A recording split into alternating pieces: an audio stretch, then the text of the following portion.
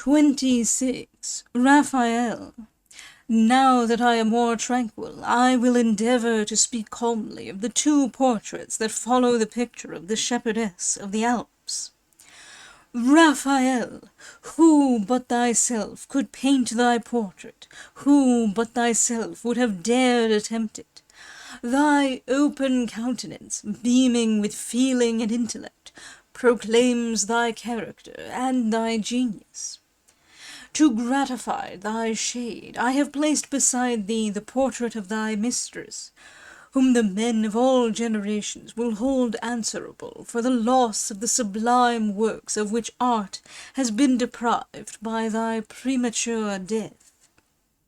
When I examine the portrait of Raphael, I feel myself penetrated by an almost religious respect for that great man who, in the flower of his age, excelled the ancients, and whose pictures are at once the admiration and the despair of modern artists.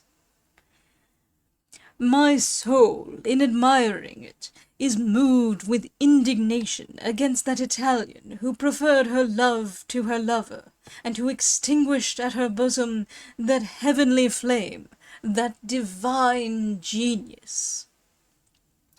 Unhappy one, knewest thou not that Raphael had announced a picture superior even to that of the Transfiguration? Didst thou not know that thine arms encircled the favourite of nature, the father of enthusiasm, a sublime genius, a divinity? While my soul makes these observations, her companion, whose eyes are attentively fixed upon the lovely face of that fatal beauty, feels quite ready to forgive her the death of Raphael. In vain my soul upbraids this extravagant weakness. She is not listened to at all. On such occasions a strange dialogue arises between the two, which terminates too often in favour of the bad principles, and of which I reserve a sample for another chapter. And if, by the way, my soul had not at that moment abruptly closed the inspection of the gallery, if she had given the other time to contemplate the rounded and graceful features of the beautiful Roman lady, my intellect would have miserably lost its supremacy.